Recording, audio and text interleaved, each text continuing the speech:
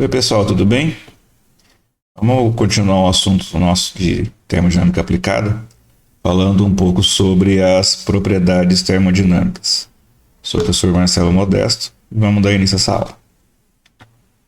Objetivos que nós temos hoje são introduzir o conceito de substância pura, bastante importante a gente limitar o nosso campo de trabalho inicialmente nas substâncias puras. Discutir o processo de mudança de fase, que é bastante importante, especialmente na hora de determinar as propriedades termodinâmicas. Mostrar os diagramas PV, TV, PT, como é que são os diagramas de propriedades de uma substância pura, qual a utilidade deles. Mostrar como é que é o procedimento para determinar propriedades nas tabelas. Vamos escrever também uma substância hipotética chamada gás ideal e a chamada equação de estado do gás ideal. As aplicações da escala da equação de gás ideal e mostrar o fator de compressibilidade para mostrar o desvio do comportamento entre gases reais e gases ideais. E também apresentar algumas equações de estado. Poucas. Bom, então, primeira dúvida, a primeira questão que aparece é o que é uma substância pura. A ideia de trabalhar com substância pura é uma substância que você não tem mudança de composição química durante o processo ou durante o ciclo termodinâmico. É bastante importante que nós limitamos o escopo de trabalho a uma substância química que tem uma única composição, ou seja, não tem mudança de composição química durante o processo. E essa mudança de composição química vai ser um tema de estudo que nós teremos na disciplina termodinâmica aplicada a 2. Especialmente as reações de combustão. Mas aqui em termodinâmica 1, para iniciar os estudos de termodinâmica, a gente vai considerar que toda substância é pura, ou seja, ela sempre mantém a sua composição química constante. Então, se eu comecei com água H2O, o processo, ele vai terminar também como água H2O, o processo. Seja também oxigênio, nitrogênio, qualquer outra substância. Uma característica, uma substância em especial que a gente considera como substância pura, mas ela não é uma substância pura, que ela tem diversas substâncias, é o ar atmosférico. Mas esse é um caso específico, como o ar atmosférico é uma mistura que é muito utilizada, a gente vai considerar que nesse caso o ar, apesar de ser composto por diferentes substâncias, nitrogênio, oxigênio, CO2, argônio, entre outras, nesse caso específico o ar atmosférico é considerado como uma substância pura. Por exemplo, se eu pegar lá nitrogênio e ar, um tanque contendo nitrogênio e um tanque contendo ar, cada um desses tanques contém uma substância pura, específica. Então, eu tenho nitrogênio, outro eu tenho ar atmosférico. Outra coisa que é importante, se eu tenho uma mistura de água no estado líquido e gasoso, apesar de elas estarem em fases diferentes, eu continuo tendo uma substância pura, tá? Então, essa substância pura, ela não muda a composição química, mas ela pode alterar o quê? Ela pode alterar a fase dela. Ela pode migrar de líquido para gás, de gás para líquido, de gás para sólido, entre outras. Mas, ou seja, apesar de estar mudando de fase, a gente continua considerando ela como uma substância pura. Só que o ar atmosférico, no caso específico, o ar atmosférico, eu não posso considerar uma substância pura no estado gasoso e no líquido. Por quê? Quando eu tenho, por exemplo, água, vapor de água e líquido da água, ambos estão na mesma composição química, porque ambos trabalham com os mesmos valores de pressão de mudança de fase. Por exemplo, se eu tiver uma quantidade inicial de vapor d'água aqui e de líquido numa determinada pressão, naquela pressão específica eu posso ter parte dela como vapor e parte dela como líquido. Porém, tanto o vapor quanto o líquido permanecem como H2O. Já no ar atmosférico eu não posso falar isso. Como o ar ele é composto por diferentes substâncias, oxigênio, nitrogênio, CO2, por exemplo, essas substâncias elas têm pontos de mudança de fase diferentes, elas têm temperaturas de mudança de fase diferentes. Então, para mandar a temperatura, esse ar aqui, ele pode estar composto por por oxigênio e nitrogênio e parte de CO2. E eu posso ter líquido outra substância. Eu posso ter, por exemplo, o argônio no estado líquido, mas ainda as outras substâncias do ar como estado gasoso. Então, ar atmosférico é a única substância pura que nós adotamos ela como substância pura quando a gente vai trabalhar com ela no estado gasoso, mas ela não está como substância pura quando ela muda de fase. Mudança de fase, a gente sempre considera substância pura as substâncias que realmente são puras, compostas por um único componente químico. Quais são as fases de uma substância pura? Geralmente nós temos a fase sólida, né? Onde o sólido, as posições das moléculas são mantidas por forças intermoleculares. Então a gente tem um exemplo de um sólido aqui num cubo, né? As moléculas dos sólidos elas são mantidas na mesma posição por forças intermoleculares bastante elevadas. Como aqui colocando no sólido. Já no líquido, as forças são menores e as moléculas começam a se distanciar umas das outras. Elas não estão tão próximas quanto no sólido. A distância começa a ser maior no líquido. E já no gasoso elas são totalmente dispersas, né? Então, para efeito de estudo, nós vamos trabalhar basicamente nessa disciplina com substâncias ou no estado líquido ou no estado gás, raramente no estado sólido. Um dos temas mais difíceis para a gente compreender o comportamento das propriedades termodinâmicas é entender o processo de mudança de fase. Vamos tentar fazer o mais didático possível para ver se vocês não ficam com nenhuma dúvida. Então, o processo de mudança de fase, a gente vai utilizar um diagrama de temperatura pelo volume específico. E eu vou usar um conjunto cilindro-pistão ocupado inicialmente por água, uma pressão ambiente e uma temperatura ambiente. Veja que a pressão aqui é exercida por esse peso desse cilindro aqui, desse pistão que está aqui. Então, um conjunto cilindro-pistão ocupado por uma quantidade de água. Inicialmente, o que eu vou fazer? Eu vou considerar que esse cara aqui está chamado estado 1, que eu vou colocar ele aqui no diagrama temperatura-volume específico, né? E vou chamar esse estado aqui, de líquido comprimido. Então, inicialmente, eu tenho o conjunto cilindro-pistão ocupado por uma quantidade de água, uma temperatura e pressão, vamos chamar de ambiente. E nesse estado aqui, eu tenho líquido comprimido. Então, estado 1 é chamado de líquido comprimido. Para eu poder fazer uma mudança de fase, mudança de estado, eu vou fazer o quê? Eu vou adicionar uma quantidade de calor nesse cilindro-pistão, de modo que essa água que está ocupando o cilindro-pistão, ela migre de estado, ou seja, ela começa a se expandir devido à adição de calor. Quando ela se expande, o que vai acontecer? Eu vou estar aumentando o meu volume, a minha quantidade de massa é a mesma, de modo que o meu volume específico ele vai fazer o quê? Ele vai aumentar juntamente com o aumento de temperatura. Então, eu vou ter um pequeno aumento do volume específico aqui e um aumento de temperatura até o ponto 2, que eu estou chamando ele de ponto de líquido saturado. O que quer dizer líquido saturado? Quer dizer que está numa região de saturação, no início da região de saturação, onde, caso eu adicione alguma quantidade infinitesimal a mais de calor, esse líquido saturado aqui, ele está na iminência de começar a mudar de fase, de começar a se tornar vapor. Ele vai se tornar vapor todo de uma vez só? Não. O que vai acontecer é o seguinte: se eu adicionar calor aqui nessa fase, onde eu tenho ponto 2, ponto de líquido saturado, nesse momento eu estou na iminência de começar a mudar de fase. Isso quer dizer que parte da massa que está como líquido saturado, se eu colocar mais calor nessa massa, o que vai acontecer? Parte dela começa a mudar de fase, ela passa a se tornar vapor. E aí, paulatinamente, ao longo do tempo, quando eu for colocando calor, essa água ela migra de um estado de líquido para um estado de vapor. Como se eu fosse fazer assim, dá uma olhada aqui. Vou colocar mais calor aqui, a partir desse ponto 2, que é o líquido saturado.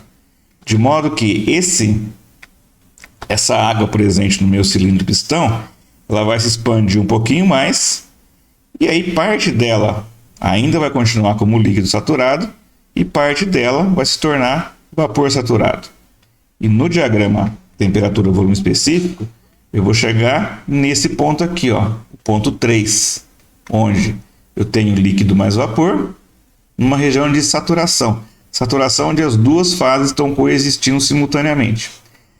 Perceba que do estado 1 para o estado 2, ao migrar do líquido comprimido para o líquido saturado, a minha temperatura subiu junto com um pequeno aumento do meu volume específico.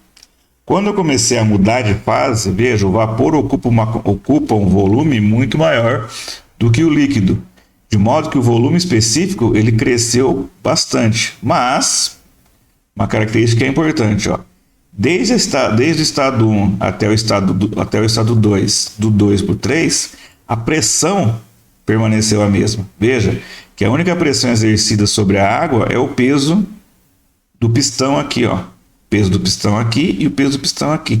Isso quer dizer que, se eu estiver mudando de fase a pressão constante, para uma substância pura, a temperatura também permanece constante. Dá mais ou menos a seguinte ideia, né? Entre o estado 1 e o estado 2, quando eu não estou mudando de fase, eu só estou aumentando a temperatura, colocando calor na água entre a região de líquido comprimido até a região limite de líquido saturado, a energia adicionada aqui, ó, está servindo para quê? Está servindo para simplesmente aumentar a temperatura da água. De 2 para 3, como a pressão é constante, a energia que foi colocada aqui, ó, ela está servindo para quê? Não para aumentar a temperatura, mas para realizar a mudança de fase entre o estado 2 e o estado 3. Aqui, mais ou menos, vamos dizer o seguinte, ó, de 1 para 2 você tem um ganho de calor sensível, mudando somente a temperatura, e de 2 para 3 é o chamado calor latente, é um calor de mudança de fase. O calor está sendo usado somente para mudar a fase. Entre 2 e 3, se a pressão é constante, eu tenho um único valor de temperatura. E o que vai acontecer se eu continuar adicionando calor a essa água quando ela se encontra na região 3, ou seja, na região onde eu tenho líquido e vapor concomitante? Se eu colocar mais calor aqui, depois de um tempo, esse cilindro pistão, a massa de água vai se expandir um pouco mais ainda e vai atingir a condição de vapor saturado, ou seja, eu converti todo o líquido que eu tinha aqui inicialmente, agora eu tenho todo o vapor. Aqui, líquido saturado, aqui, vapor saturado. Vapor saturado também é uma região limítrofe, ou seja, se eu retirar uma quantidade infinitesimal de calor, eu volto a ter uma mistura de líquido e vapor. Entendeu? É a mesma coisa do líquido saturado, são regiões limites, ou seja, se eu adicionar mais calor aqui no líquido saturado, eu começo a mudar de fase, líquido mais vapor. Se eu retirar calor aqui na região de vapor saturado, eu também volto a ter líquido saturado. Perceba que entre o ponto 2 e o ponto 4, a temperatura permaneceu constante, porém o volume específico ele cresceu substancialmente, porque para ocupar o volume, o vapor ocupa um volume muito maior do que o líquido, por isso a necessidade de expansão e aumento do volume ocupado. Para completar, eu vou adicionar calor, mais um pouco de calor nessa quantidade de água aqui, que já está com vapor saturado, de modo que no final ela vai atingir uma condição de... ela vai aumentar um pouquinho mais a quantidade de volume específico, vai aumentar um pouco mais o volume, e no final eu vou ter uma condição de vapor superaquecido, ou seja, aí foi um pouco exagerado, né? Acho que eu exagerei um pouco mais para ver a diferença. Eu tenho um ganho de temperatura significativo e aqui eu tenho uma região chamada de vapor superaquecido. E aí é legal a gente traçar essa linha aqui, ó. A gente chama de curva de saturação, que delimita as regiões de líquido comprimido, líquido saturado, a região de saturação, a região de vapor saturado e a região de vapor superaquecido. Então é assim, ó. Tudo que está aqui, ó, à direita da curva de saturação, eu tenho líquido comprimido. Veja que eu posso ter uma temperatura alta, mas eu ainda tenho uma condição de líquido comprimido dependendo da pressão. Essa linha aqui, ó, à esquerda da linha de saturação, essa linha aqui, ó, ao longo dessa linha aqui, ó, eu tenho uma condição de líquido saturado. No meio da curva de saturação, nós temos a região de líquido e vapor, também chamada de região de saturação. Nesse ponto aqui, ó, à esquerda, eu tenho o líquido saturado. No ponto aqui à direita, eu tenho o ponto de vapor saturado. E intermediariamente aqui, a gente tem a região de líquido mais vapor. Quanto mais à esquerda, mais líquido, quanto mais à direita, mais vapor. A linha de saturação do lado direito, ao longo dessa linha aqui, é a região chamada de vapor saturado, onde eu tenho o limiar da região de vapor saturado. E por fim, do lado direito da curva de saturação, toda essa região aqui é chamada de vapor superaquecido. Então veja, aqui eu tenho do lado esquerdo uma única fase, no meio eu tenho duas fases simultaneamente, e do lado direito volto a ter uma única fase de cada substância. Entender isso aqui é bastante importante, porque esses nomes aqui, ó, líquido comprimido, líquido saturado, região de saturação, vapor saturado, superaquecido, eles vão aparecer em todos os momentos da disciplina de termodinâmica aplicada. O que é temperatura e pressão de saturação? A temperatura que a água começa a ebulir é mudar de líquido para vapor. Ela depende da pressão. Porém, se a pressão é constante, eu tenho uma única temperatura de ebulição. Ou seja, no fim das contas, o que acontece? Para cada pressão que a água se encontre, por exemplo, eu tenho uma única temperatura onde que ela muda de fase de líquido para vapor. Por exemplo, a 101,3 kPa, a água muda de fase sempre a 100 graus Celsius. Se eu tiver 90 kPa, eu vou ter outro valor de temperatura. Se eu tiver 200 kPa, eu vou ter outro valor de temperatura de mudança de fase. Então existe um par, né? Para cada pressão de saturação, corresponde uma única temperatura de saturação. E como eu só escrevendo a melhor definição, né? Ó, temperatura de saturação, a gente chama de Tsat às vezes, é a temperatura que a substância pura muda de fase a uma dada pressão. E a mesma coisa para o inverso, uma pressão de saturação é a pressão que a substância pura muda de fase a uma dada temperatura. Então, se você pegar, tem como você traçar uma curva que mostra o seguinte, para cada pressão de saturação corresponde uma única temperatura de saturação. Nesse caso aqui, ele é para a água.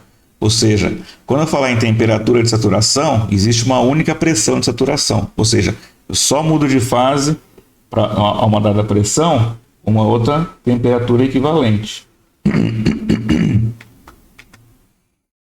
Processo de mudança de fase para a substância pura. Como eu citei agora há pouco, né? Você tem um processo com calor latente, quando a energia é absorvida ou é liberada, né? Naquele caso, eu estava mostrando energia absorvida para mudar de fase de líquido para gás. Ela pode ser tanto absorvida ou liberada durante o processo de mudança de fase. Se for mudança de fase de fusão, ou seja, você está fundindo um sólido para líquido, é chamado de calor latente de fusão. Se eu estiver mudando de fase de líquido para vapor, é chamado calor latente de vaporização. Esses valores não são únicos, né? Depende da substância e depende da temperatura que a mudança de fase está acontecendo. Para a água, por exemplo, a 101,3 kPa, o calor de fusão é 333,7 kJ por quilograma e o de vaporização muito maior, 2.256,5 kJ por quilograma. A gente vai ter um pouco mais de contato com isso quando for falar das tabelas termodinâmicas. Propriedades dos diagramas de mudança de fase. Isso aqui é bastante interessante, perceba. Eu tenho um diagrama onde eu tenho temperatura nas ordenadas e volume específico nas abscissas. Então essas linhas aqui, elas mostram linhas de pressão constante num diagrama temperatura-volume. Perceba que aqui eu tenho, por exemplo, a pressão ela vai subindo, a pressão ela vai subindo com a temperatura, depois ela permanece constante com a temperatura, depois a temperatura começa a subir de novo para uma linha de pressão constante. Se eu vou subindo para cá, a pressão vai aumentando, de 0,01, 0,1 mega, 1 mega, 8 mega, 15 mega, 22 mega e 25 mega. Esse ponto aqui é chamado de ponto crítico. É o ponto onde não existe transição de fases, ou seja, a substância sai aqui do líquido comprimido e ela passa diretamente para vapor superaquecido. Quanto maior for a pressão, menor vai ser essa etapa de temperatura constante, temperatura constante, vamos dizer assim, o tempo não, né? Vamos dizer que a variação do volume específico ele é menor entre as fases. Aqui eu tenho uma variação de volume específico bastante significativa, com pressões baixas. Quando eu vou aumentando a pressão, essa faixa de variação do volume específico ela começa a diminuir até quando eu passo do chamado ponto crítico, né? Onde eu passo diretamente, não tem mais mudança de fase. Eu passo diretamente da região de líquido comprimido para a região de vapor superaquecido.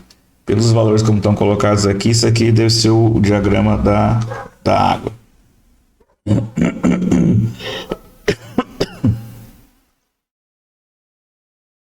Esse aqui é para especificar o ponto crítico, né? Os valores críticos, ó, pressões supercríticas, pressão maior do que a pressão crítica, como eu falei, a gente não consegue caracterizar um processo de mudança de fase.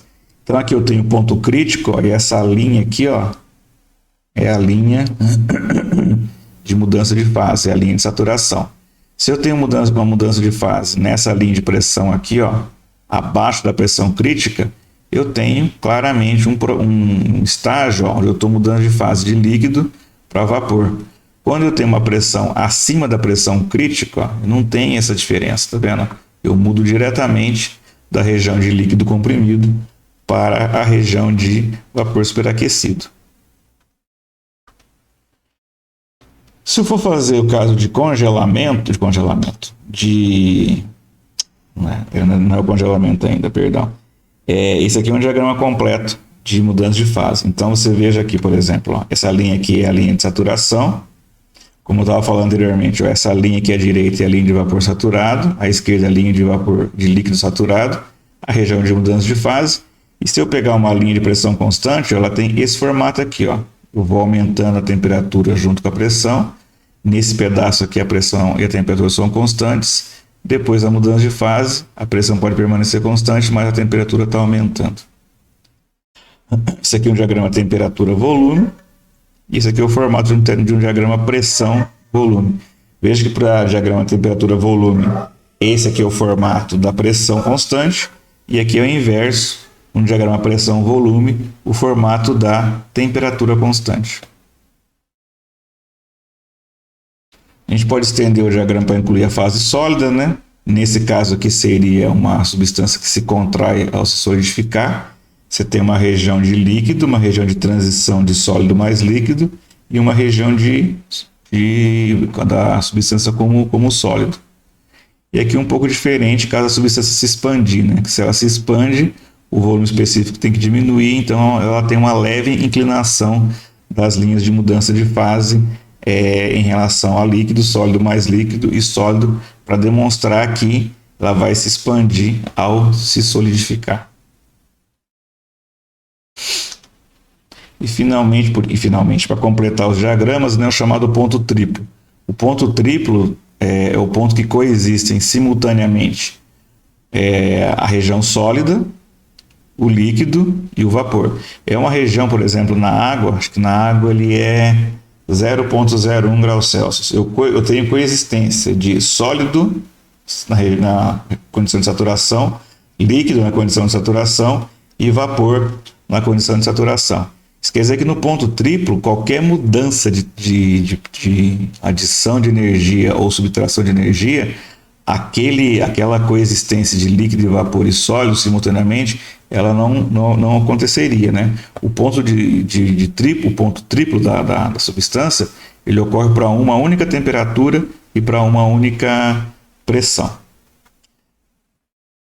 E um tema fundamental para a gente aprender termodinâmica é as chamadas tabelas de propriedades, que boa parte dos valores de propriedades termodinâmicas que serão utilizadas ao longo do curso vem da capacidade que vocês devem ter de procurar valores dessas propriedades, identificar as tabelas e como usá-las. Então, assim que acontece. Para a maioria das substâncias puras, determinar as propriedades termodinâmicas, elas vêm de equações muito, muito complexas, né? E é muito complexo você conseguir escrever equações para substâncias que são muito complicadas de serem calculadas, entalpia, entropia, calor específico, entre outras. Não consigo expressar isso por equações muito simples. Então a ideia é o quê? É apresentar essas informações na forma de tabela e você consultar a tabela através de dados mínimos, como temperatura ou como pressão. Então a importância das tabelas termodinâmicas são muito grandes dentro do estudo da termodinâmica clássica. Algumas propriedades eu consigo calcular elas facilmente, então eu consigo medir temperatura, consigo medir pressão, consigo medir massa. Todas as outras propriedades, elas são calculadas e são medidas através do quê? Perdão, elas são calculadas, elas não são medidas. Falei que medidas, eu só consigo medir pressão, temperatura e massa, né? E consequentemente o volume. E as outras propriedades, elas são determinadas por vários tipos de relações de equações termodinâmicas que não vão ser tratadas aqui nessa parte inicial da disciplina. E aí os resultados dessas medidas, seja da pressão, temperatura, da massa, e os cálculos das outras propriedades, a gente apresenta elas em tabelas num formato bem conveniente. Então nós temos as tabelas de saturação, que elas são referenciadas pela temperatura ou pela pressão. Aqui é um exemplo básico de uma tabela de água saturada. Falou, água saturada está mostrando os valores das propriedades naquela região interna à curva de saturação, ou seja, região onde eu tenho líquido e tenho vapor. Essa aqui é uma parcial daquele arquivo que eu deixei para vocês lá, de tabelas termodinâmicas de uma versão do Van Wylen. Então, nesse caso aqui, eu tenho uma tabela listada pela temperatura. Para cada temperatura de saturação corresponde uma única pressão. Então, por exemplo, para a temperatura de 20 graus Celsius, a pressão de saturação correspondente vale 2,3385 kPa. Se eu tivesse a 80 graus Celsius, por exemplo, a minha pressão de saturação seria 47,39. Isso quer dizer que, quando eu estou falando de regiões de saturação, região líquido e vapor, para cada temperatura corresponde uma única pressão. E nessa temperatura e pressão, as propriedades são dadas para o líquido saturado e para o vapor saturado. Aqui no caso é o volume específico. Poderia ser a energia interna, como está colocado aqui, a entalpia ou a entropia.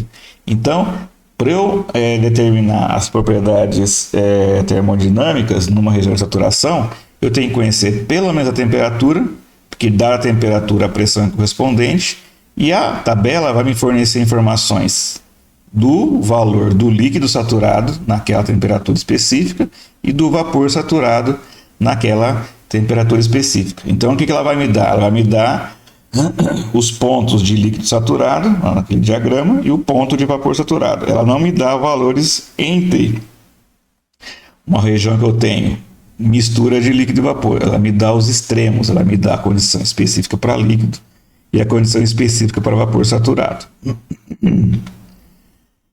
E aí vem uma definição importante, que é o chamado título, que a gente chama de X. Título é a razão entre a massa de vapor pela massa total de uma mistura saturada. Ou seja, se eu tenho uma mistura de líquido e vapor, parte daquela mistura é líquido saturado, parte da mistura é vapor saturado.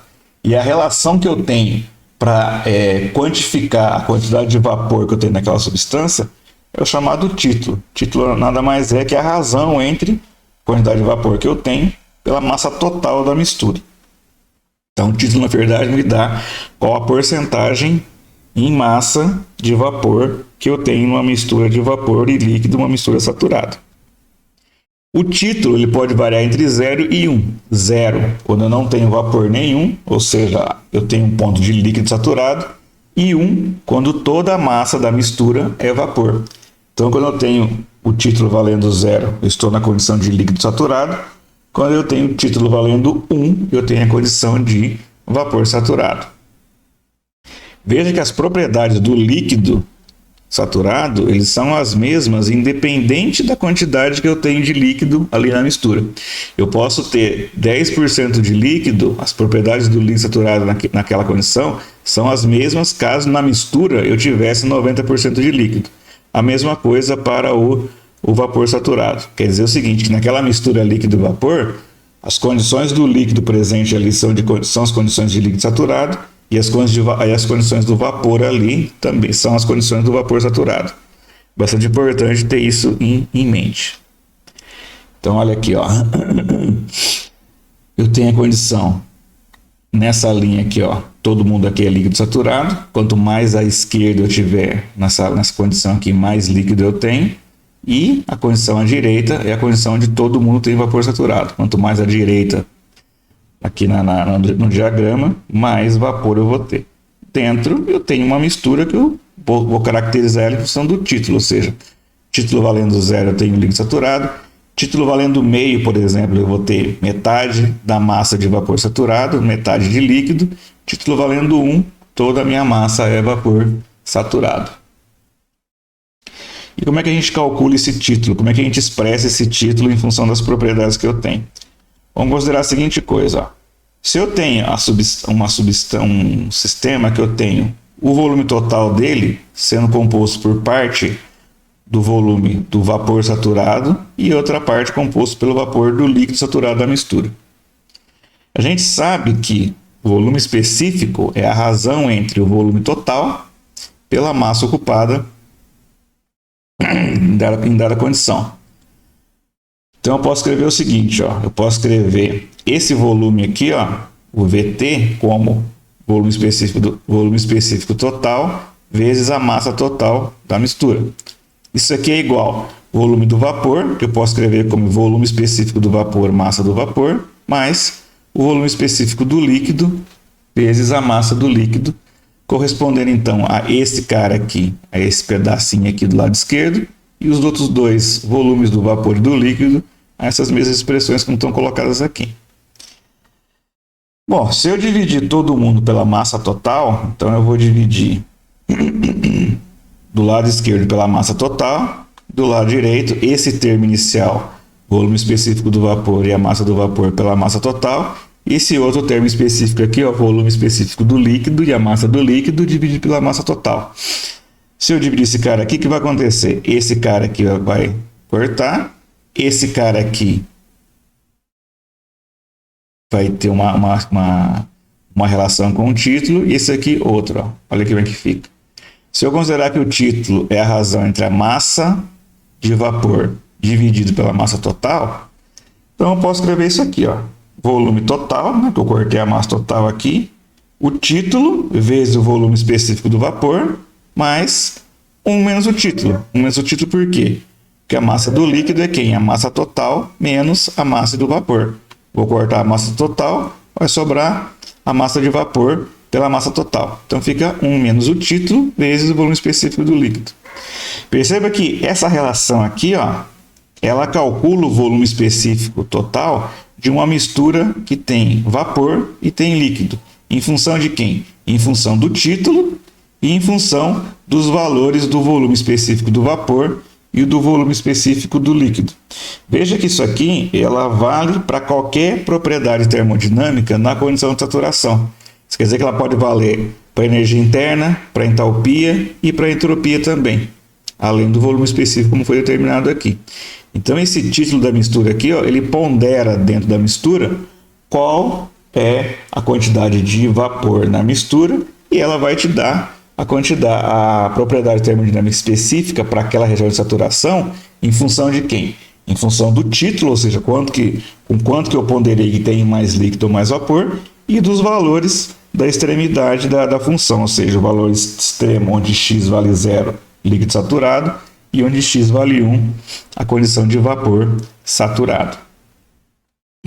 Se você olhar aqui nesse diagrama de pressão, pode ser pressão, temperatura por volume específico. Ó. Esse volume específico aqui é o médio, tá vendo? Está bem no valor intermediário entre o ponto A, que é líquido saturado, e o ponto C, que é vapor saturado. Então veja, esse valor aqui, ó, o valor médio, ele tem que estar sempre entre o valor do volume específico do líquido e o volume específico do vapor. O quanto que ele vai ser mais ou menos, mais próximo de zero ou mais próximo de 1, depende da quantidade de massa que tem de vapor dentro dessa mistura. E aí, nesse caso, na hora de você fazer os cálculos, esses valores têm que ser apresentados para você, o valor do título, né? Ou alguma outra propriedade, alguma outra condição para você conseguir determinar os valores do título das misturas de líquido e vapor. Então, na mistura líquido e vapor, a gente tem que saber pelo menos a pressão ou a temperatura e o título dado para cada condição. Essa tabela aqui é uma tabela um pouco diferente. É a tabela do vapor superaquecido. No vapor superaquecido, veja, agora eu tenho uma única fase. Então agora eu preciso ter pelo menos duas propriedades independentes para poder caracterizar todo o meu estado. Então, quando eu for trabalhar com condições de vapor superaquecido, o que eu vou ter que fazer? Eu vou ter que determinar ou temperatura e pressão, ou temperatura e volume específico, e assim por diante. A tabela é apresentada da seguinte forma. Eu tenho uma coluna de temperatura e colunas diferentes para a pressão. Essa aqui, no caso, é 10 kPa. Aqui embaixo, por exemplo, é 400. Então, eu tenho, por exemplo, pressão de 10 kPa e temperatura de 200 graus Celsius. Aqui eu tenho, ó, essa linha grifada aqui, ó. Volume específico 21,82, energia interna 2661,3, entalpia 2879, entropia 8,9037. Você vê que aqui é um pouco diferente da tabela que eu tinha anteriormente de saturação.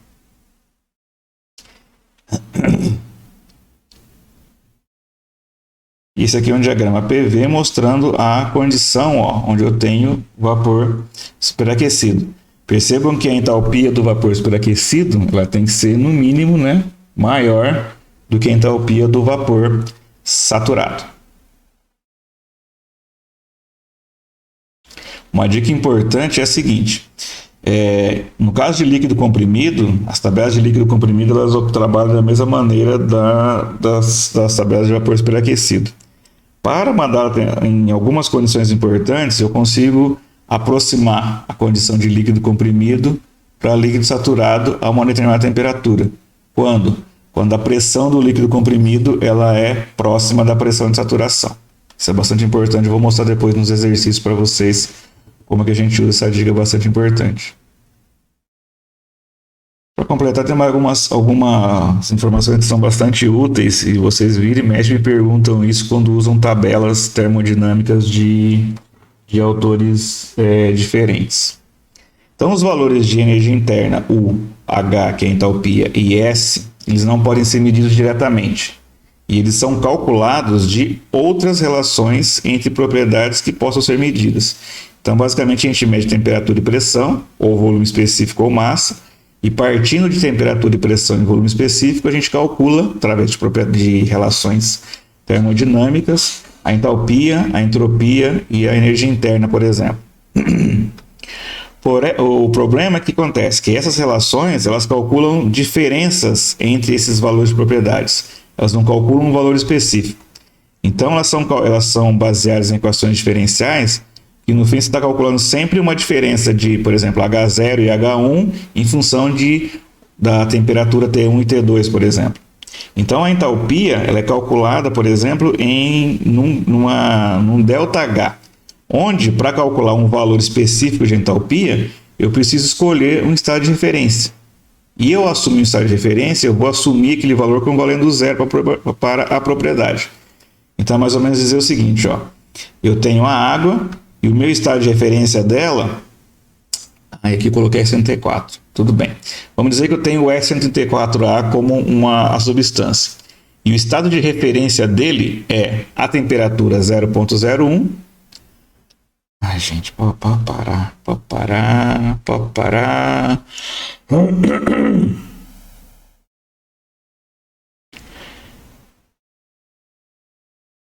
3, 2, 1. O estado de referência da água, por exemplo, é 0,01 graus Celsius. Para o R134 é menos 40 graus Celsius.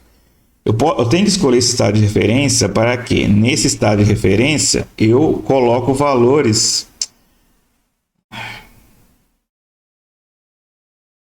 3, 2, 1. A escolha do estado de referência é bastante importante. Por exemplo, eu vou escolher o estado de referência da água 0,01 graus Celsius. Para o S134, menos 40 graus Celsius. Então, nesses valores de temperatura, para a água, por exemplo, eu estabeleço que nesse valor de temperatura a entalpia vale zero. Estabeleço que a energia interna vale zero, estabeleço que a entropia vale zero. E aí, dada uma temperatura, por exemplo, eu quero saber a entalpia a 40 graus Celsius da água. As relações termodinâmicas que você constrói, elas são equações que me dão essa variação. Me dão a variação entre 0 graus Celsius e 40 graus Celsius. Se eu escolho o meu estado de referência valendo 0, o valor da entalpia a 40 graus Celsius vai ser um valor único. Tem um valor específico para entalpia naquela condição de temperatura. Então perceba que dependendo do estado de referência que eu coloco, eu posso ter valores diferentes para as propriedades. Inclusive, eu posso até ter valores negativos para a propriedade de acordo com o estado de referência que eu escolho. Então, o que acontece? O que me importa, na verdade, nas propriedades não é o valor específico dela. O que me importa é a diferença que eu tenho entre eles. Por isso que, às vezes, vocês podem trabalhar com tabelas termodinâmicas diferentes. Alguém pode usar a tabela do Van Willen, outro gosta de usar a tabela do Moran-Shapiro. Outro aluno gostaria de usar a tabela do Sengel porque se adapta melhor, gosta mais da cor, sei lá, N fatores. Não importa qual tabela que você utilizar. As tabelas, às vezes, elas podem ter valores diferentes para uma mesma propriedade no mesmo estado. Por quê? Porque aquela tabela escolheu um valor de referência diferente da outra. Mas no final, quando você pegar a diferença, a variação das propriedades entre dois estados, essa escolha do estado de referência ela não vai cortar. Isso quer dizer o seguinte, então, que eu posso usar qualquer tabela termodinâmica. Porque, no fim das contas, o que a gente procura? A gente procura sempre as variações de propriedades entre processos termodinâmicos. E essa variação, ela independe do valor da propriedade e do estado de referência dela. Então, muitas vezes, o que vai acontecer? Eu posso ter tabelas com estados de referência bastante diferentes. Então, eu vou encontrar, por exemplo, no Sengel, sei lá, a entalpia da água de saturação do líquido saturado a 100 graus Celsius valendo 20. E você encontra esse mesmo, para essa mesma condição na tabela do Sengel, você vai encontrar esse valor 40. Os valores estão errados? Não, não estão errados. Agora, se você pegar, por exemplo, a diferença de entalpia entre 100 graus Celsius e 40 graus Celsius, ela tem que dar o mesmo valor tanto no Sengel, quanto na tabela do Van Willen, quanto na tabela do Moran-Shapiro. Então entendam, percebam bem que não importa os valores das propriedades que você tem, o que importa é a diferença entre elas em diferentes processos termodinâmicos. Isso é muito importante e vocês vivem perguntando por que as tabelas têm esses valores diferentes. A explicação está nisso aí. Valores podem ser diferentes porque os livros, os autores podem trabalhar com estados de referência diferentes. Mas o que importa é que a diferença entre as propriedades é sempre a mesma. Outra maneira de determinar as propriedades termodinâmicas é através do chamado modelo de gás ideal e as equações de estado. Então, a equação de estado é qualquer equação que correlacione pressão, temperatura e volume específico de uma substância. A mais simples e a mais conhecida das equações de estado é a famosíssima, equação de estado para gases ideais. Ela consegue prever o comportamento PVT de um gás com uma relativa precisão em condições determinadas.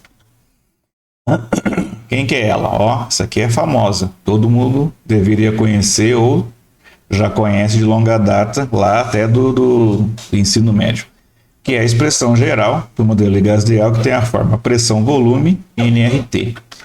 Então, essa pressão aqui ela é dada em quilopascal, a temperatura é dada em Kelvin. Nesse caso aqui, N é o número de moles, tá? V é o volume em metro cúbico, E esse R aqui, ó, é a chamada constante universal dos gases. E para o nosso caso, a unidade aqui vai ser kJ por kmol Kelvin. Esse R aqui, ó, ele foi determinado experimentalmente. Então, fizeram diferentes estudos correlacionando, medindo, né, a pressão. Quando altera a pressão, como é que o volume se altera, como é que a temperatura se altera para diferentes gases.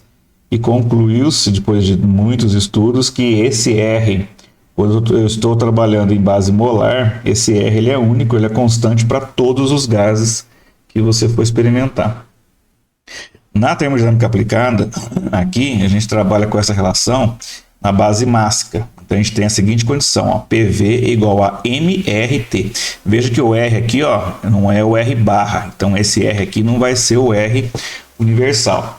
O M vai ser a massa, o R é uma relação entre o R universal, o R barra, dividido pelo mol. Quem é esse mol? É a massa molar da substância, ou seja, quantos quilogramas cada mol da substância tem em massa. E o R ela é uma constante específica para cada gás. Então aqui no caso a unidade do R seria kJ por quilograma Kelvin. Para cada gás que você for utilizar, você vai ter um valor da constante diferente. Essa relação aqui é a relação mais simples que a gente tem para prever o comportamento de um gás, considerando ele como um gás ideal. Prever o comportamento da pressão, do volume e da temperatura dele. E aí vem algumas perguntas importantes, né? Que é assim, quando que eu posso dizer que o gás é ideal? Por exemplo, o vapor é um gás ideal? Uma pergunta bastante interessante, porque dependendo da condição que você tem, eu poderia, sim, considerar o vapor d'água como um gás ideal. Basicamente, quando eu tenho pressões muito baixas, abaixo de 10 kPa, eu posso considerar que o vapor d'água se comporta como um gás ideal e desconsidero o erro, desconsidero a temperatura com um erro bem desprezível, menos de 0,1%. Se eu tiver pressões muito altas, aí eu não vou conseguir dizer que o gás ideal, que o gás se comporta como ideal. Já vou levar a erros muito grandes, especialmente quando eu estou na região de vapor da linha de vapor saturado e próximo do ponto crítico do vapor. Nesses casos já fica difícil de considerar o vapor como gás ideal. Um outro exemplo utilizado para adotar o modelo de gás ideal com vapor d'água é em aplicações de ar-condicionado. Por quê? Porque geralmente as aplicações de ar-condicionado elas operam próximo entre menos 10 graus Celsius e 50 graus Celsius e com pressões próximas do ambiente. Pressões próximas do ambiente eu ainda consigo modelar o vapor como gás ideal. Já em plantas de potência a vapor, onde eu tenho pressões muito altas, eu não consigo modelar o vapor como gás ideal. Vou ter que partir para tabelas. Dá uma olhada nesse diagrama aqui, ó, que eu acho que ilustra bem, ó, qual que é a faixa de operação que eu posso trabalhar o vapor d'água como gás ideal. Ó. Então, se você olhar nesse diagrama aqui, ó, temperatura por volume específico, nas linhas de pressão baixa, 0,8 kPa, 10 kPa, até 100 kPa, por exemplo, ó, essa faixa em azul aqui, ó, é a faixa onde eu consigo considerar o vapor d'água ainda como um gás ideal. Começa a subir a pressão, ó, 100 kPa e pressões e temperaturas mais altas, ó, aqui a temperatura em torno de 150, 180 graus Celsius, eu já começo a deixar a região onde eu posso considerar o vapor como gás ideal. Por exemplo, nessa região aqui, ó, eu já posso dizer que eu não consigo modelar o vapor como gás ideal, ou seja, altas temperaturas e altas pressões. E em cima dessa linha de vapor saturado aqui, ó, também não é desejável você operar o modelo de gás ideal, o vapor como modelo de gás ideal. Por quê? Porque o modelo de gás ideal, como o próprio nome diz, ele modela gases. Se eu tiver líquido presente, eu já não vou ter precisão suficiente para trabalhar com as equações para o modelo de gás ideal. Só que o seguinte, né? Como é que eu posso tentar melhorar a precisão do modelo de gás ideal se eu tiver uma temperatura fora daquelas condições adequadas, uma temperatura e uma pressão fora daquelas condições dadas que são próximas da idealidade? A gente tem o chamado diagrama generalizado de compressibilidade, que ele usa uma variável de correção Z para poder tentar o quê? Melhorar a precisão do modelo de gás ideal. Então, ao invés de escrever apenas PVMRT, ele aplica uma variável Z para tentar corrigir a não idealidade do modelo do gás ideal quando eu estou em regiões de pressão e temperatura muito elevadas. Esse Z aqui, ele é normal, ele é sempre positivo, né? Ele é função de outras duas variáveis, que são a temperatura reduzida e a pressão reduzida. A temperatura reduzida é função de quem? Da temperatura crítica. Então eu tenho que a temperatura reduzida é quem? É a razão da temperatura que você está calculando se o seu modelo de Gazelle está funcionando ou não, dividido pela temperatura crítica. A mesma coisa da pressão para a pressão crítica. Então eu determino duas variáveis chamadas temperatura reduzida e pressão reduzida. Com essas duas aqui, ó, eu tento calcular um valor de Z e posso dizer se meu modelo continua próximo do gás ideal ou não. Quanto mais distante de Z, quanto mais distante o valor de Z for de 1, o comportamento do gás ideal ele vai divergir. Ou seja, se um Z for muito diferente de 1, diferente quer dizer que posso ser muito acima ou muito abaixo. O gás ideal ele vai divergir do gás real. Geralmente quando tem baixa densidade, ou seja, baixas pressões e altas temperaturas, eu posso dizer que os gases se comportam como ideais. Mas qual que é o critério para baixa pressão e alta temperatura? Geralmente essa baixa pressão e alta temperatura é muito função da temperatura e da pressão crítica que cada gás tem. Então, por exemplo, se eu tenho uma baixa pressão, esse gás real aqui, ele pode se comportar como gás ideal. Vejam o diagrama generalizado de compressibilidade. Aqui na ordenada eu tenho o Z, né, o meu fator de compressibilidade. Aqui na abscissa são os valores de pressão reduzida. E essas linhas aqui, ó, são linhas de temperatura reduzida. Então o que acontece? Todo mundo que estiver próximo de 1 aqui, ó, as condições próximas de 1, eu vou ter um valor próximo do caso onde eu posso considerar o modelo como gás ideal. Se eu estou, por exemplo, com uma pressão baixa, 0,01, 0,005, 0,2, para vários valores da temperatura reduzida, o meu Z está próximo de 1. Ó. Temperaturas de 5, temperatura reduzida de 5, 6, 8.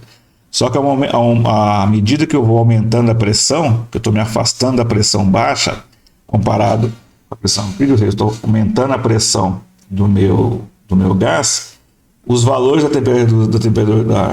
as linhas de pressão de temperatura reduzida constante, elas tendem a gerar valores de Z mais distantes de 1. Ou seja, quanto maior for a pressão, mais afastado da idealidade eu me encontro do modelo de gás ideal. Veja que esse diagrama ele é um pouco, digamos, impreciso, né? Eu estou tendo que pegar um gráfico, eu estou tendo que fazer algumas adaptações. Às vezes eu tenho, por exemplo, um valor de temperatura reduzida valendo 1,25, eu vou pegar um valor intermediário onde não tem uma linha de temperatura constante aqui. Então ele é um método um pouco impreciso. Ele já dá uma precisão melhor do que puramente o modelo de gás ideal, mas ele ainda tem algumas imprecisões que são difíceis às vezes de a gente mensurar. Ele é mais sujeito a alguns erros de operação. O cara que vai ler esse diagrama aqui, ele pode se equivocar e ler algum valor errado devido à imprecisão do gráfico. Aí vem a justificativa de se utilizar outras equações de estado que buscam o quê? Aperfeiçoar o comportamento PVT das substâncias puras e buscar mais precisão e menor limitação do que o modelo de gás ideal. Aí você tem um nome de várias e várias equações. Eu vou citar algumas aqui. Ó. A equação de Van der Waals, que é uma das mais antigas. Equação de Berthollet, de Hedlick-Wong, a Beach-Bridgman, Benedict, Rubin, a Stroud-Bridge e a Vidal. Para vocês verem como essas equações elas são bem mais complicadas, vamos dar uma olhadinha em algumas delas. Essa equação de Van der Waals aqui, ela é de 1870. Então o que ela faz? Ela pega a pressão, ela tem o R da substância, a temperatura, o volume específico, e perceba que ela começa a adicionar algumas outras variáveis, como a variável A e a variável B. A variável A ela é função do R, da temperatura crítica e da pressão crítica. A variável B também é função de R, temperatura crítica e pressão crítica. Perceba que ela começa a colocar esses termos aqui, para tentar corrigir a equação em comparação com a equação de gás ideal. Então, ela busca o quê? Ter maiores faixas de aplicação de pressão e temperatura através de fatores de correção. No caso, esse fator aqui A e esse fator aqui B. Isso aqui vem também de muita coisa experimental feita, buscando achar uma equação que cubra a maior parte do range de pressões e temperaturas. Para uma única equação de estado, eu consegui prever o comportamento da pressão, do volume e da temperatura. Essa equação aqui, como ela é bem antiga, ela é até simplificada. Se você ver, por exemplo, essa equação seguinte aqui, que é já do começo do século XX, ela já tem mais fatores buscando corrigir os erros, né, as imprecisões da equação de estado. Tem dois fatores aqui bem mais complicados, tá vendo? E você pode chegar a equações bem extensas, com trocentos tipos de variáveis incluídas, que cobrem um range bastante amplo do range de temperatura e pressão, para prever o comportamento da pressão, do volume e da temperatura. Essa aqui é uma delas, né, a do Benedict. E a equação de estado virial, que tem vários termos em função da temperatura, e outros fatores. Veja que essas equações aqui, para resolver na mão, elas são muito complicadas, né? Então, geralmente, isso aqui é usado aonde? Em pacotes computacionais, que, através das equações de estado, eles preveem as propriedades termodinâmicas através de equações que, matematicamente, para você resolver num software, elas são bastante simplificadas, né? Então, ao longo dos anos, as equações foram ficando mais e mais extensas, com mais e mais termos, buscando o quê? Buscando suprir as lacunas de precisão que a equação inicial tinha a equação inicial de gás ideal tinha para prever o comportamento de pressão, volume e temperatura. Para nossa sorte, a gente vai trabalhar aqui, como é o início do estudo de vocês de termodinâmica. A gente vai começar somente com as equações muito básicas, ou a equação do modelo de gás ideal, ou a equação, no máximo, a equação de Van der Waals, para vocês terem conhecimento. Essas equações mais complicadas ficam para as disciplinas seguintes, né, de fundamentos de máquinas térmicas, entre outras, que necessitam de uma previsão mais adequada. Então, em termos de propriedades, essa aula aqui é uma aula inicial, né? Tem bastante informação para vocês digerirem. Espero que vocês tenham gostado do vídeo. Se ficou alguma dúvida, se vocês perceberam alguma coisa que eu tenha dito que não ficou claro para vocês, manda um e-mail para mim, né? marcelo.modesto@fabc.edu.br. Se quiser comentar aí no vídeo também pode ficar à vontade. E espero que vocês estudem bastante e vamos tentar fazer alguns exemplos para vocês depois para ver como é que é o uso das tabelas termodinâmicas e das propriedades das equações de estado. Ok? Grande abraço para todo mundo. Até mais.